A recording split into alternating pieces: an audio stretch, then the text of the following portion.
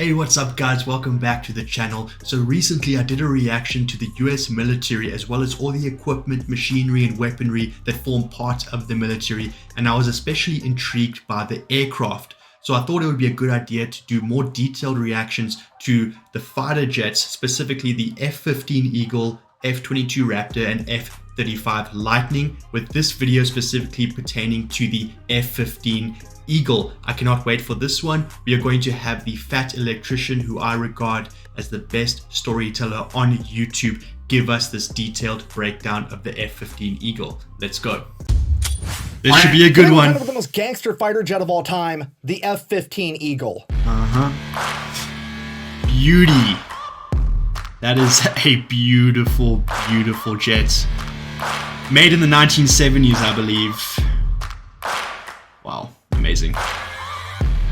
Ladies and gentlemen, this is the American muscle car equivalent of a fighter jet. Developed during the Cold War in the early 1970s, it was designed to do one thing and one thing only, and that is to establish air superiority. And being that this was the 1970s and stealth technology wasn't going to come out for another decade, Uncle Sam had to rely on good old-fashioned horsepower and gunpowder. He figured if you couldn't be sneaky enough to go unnoticed, you just had to be fast enough to go untouched. And that is exactly what they did with the F-15, because it is equipped with two Pratt & Whitney F-100 engines, totaling 19,200 horsepower, which is like 800,000 water chickens. This plane can travel at a max speed of Mach 2.5, which is roughly 1,900 miles an hour. And here's the kicker, it's not just fast, it's quick. And if you don't know the difference, I'll elaborate. You can build up speed slowly and be fast, but being quick is the ability to be fast in a hurry. And the F-15 is like a drag car. It is fast the minute you hit the throttle. So fast, in fact, that you can argue that it could be classified as a rocket. Okay, hear me out, I'm gonna nerd out for a second. Generally speaking, aircrafts need to do two things to fly. They need to generate lift and thrust. They need to generate enough lift to counteract gravity, so the physical weight of the aircraft, and they need to generate enough thrust to counteract drag. But here's the thing with the F-15, it has a greater than 1 thrust to weight ratio, meaning that it can generate enough pounds of thrust to offset drag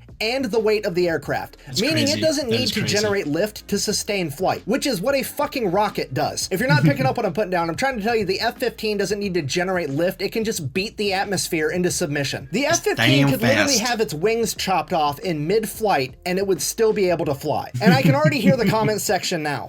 Buh! The chubby electron guy's so dumb he needs to go back to high school physics class. That's not how any of this works. Buh. No, that's exactly how this works, and guess what? If you don't want to believe me and what's theoretically possible on paper, you don't have to, because this has already happened in real life. In 1983, an F-15 had a mid-air collision, completely lost one wing, and then proceeded to fly 10 more miles and then land safely. Okay, and if that's not enough proof that it's basically a rocket. Man, for those of you that say pics or it didn't happen, that is enough proof. Can you believe that this plane was going so fast that even once it lost a wing, it was still able to fly comfortably for another 10 miles and land accurately on the landing strip? Oh my goodness. What do they say? It reaches speeds of up to 2.5, the Mach number that I just can't fathom. I cannot fathom, guys. Rocket, you can look at how an F-15 takes off. I'll show you the footage. The minute it clears the runway, it goes straight vertical and breaks the sound barrier. It is one of the only planes on the planet that can do that.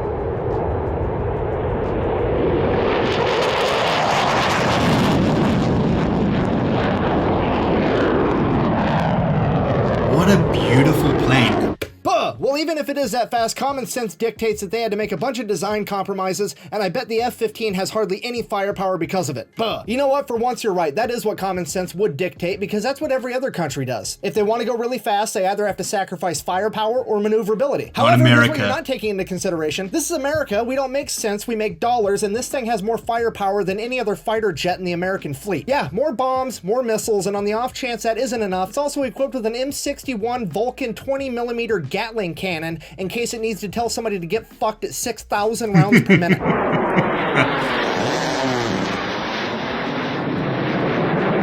So just so we're all on the same page, even though the F-15 is over 50 years old, it is still the fastest and most heavily armed fighter jet in the American fleet. And did I mention that it can also go like 3,000 miles without needing to refuel? Meaning that it's also extremely versatile logistically speaking, because it can fly from America to Europe without needing aerial refueling. And here's the kicker, none of that is the reason it's the most gangster fighter jet of all time. It's the most gangster fighter jet of all time because this thing is the epitome of a pro gamer move. It has a real world combat record of 104-0. It is downed 104 enemy aircrafts and been shot down 0 times in return. It is the only aircraft to lose a wing, continue flying, and land safely. It's the only aircraft to ever shoot down a satellite while it was still in outer space. Yeah, America did that during the Cold War. We shot.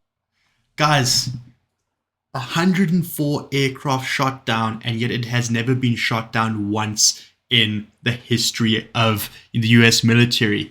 That is crazy. This plane has been in operation since the 1970s.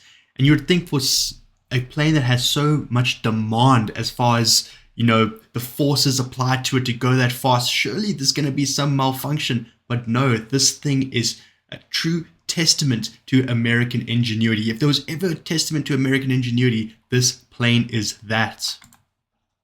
Shot down one of our own spy satellites to send a message to the Soviet Union that we could do it to their satellites too. And my personal favorite, it is the only aircraft to ever score an air-to-air kill using a bomb. Not an air-to-air missile, a bomb. Yeah, in 1991 during Desert Storm, it actually hit a moving Mi-24 Hind helicopter with a GBU-10 bomb. Yeah, this one.